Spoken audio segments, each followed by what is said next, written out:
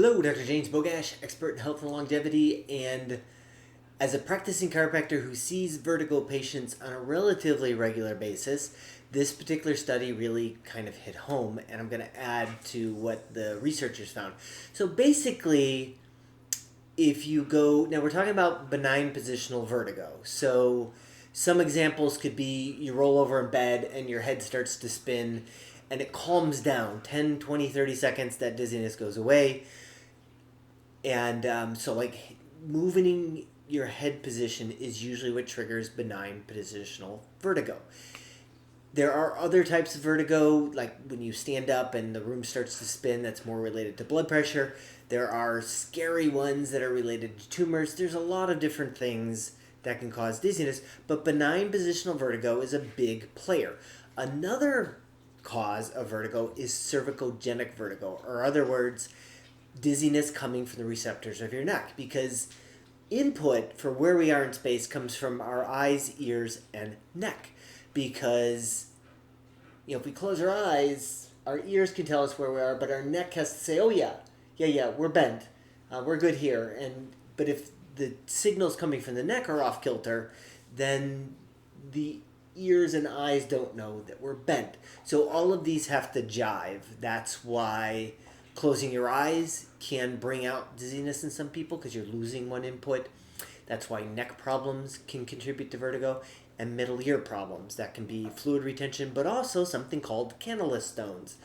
So I describe this like, picture you've got this nice serene lake and the waves are moving and the seaweed's moving with that, and then you drop a brick right in the middle of it. All of a sudden, the input is going to be different. That seaweed's not moving the same way. That's much how our inner ear works and the hair cells that move with that.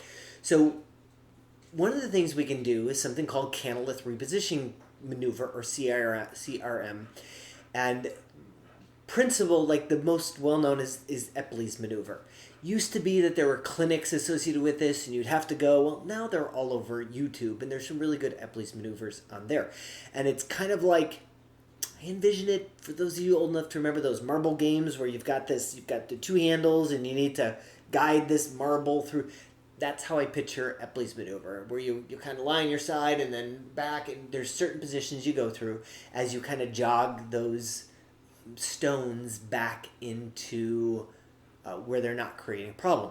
So this study looked at, and the other option are medication, things like meclizine, otherwise known as Antivert, Benadryl, Dramamine. Those are drugs that are commonly given for people with vertigo. However, do they really do anything? This study is suggesting that answer is no, and that canalith repositioning maneuvers are far superior, both initially and in the long run. The study did not address it, but I will tell you that we get really good response with vertigo in a chiropractic office.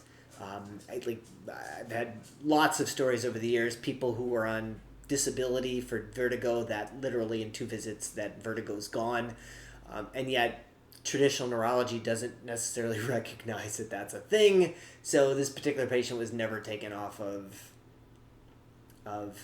short-term disability, despite the vertigo being much improved.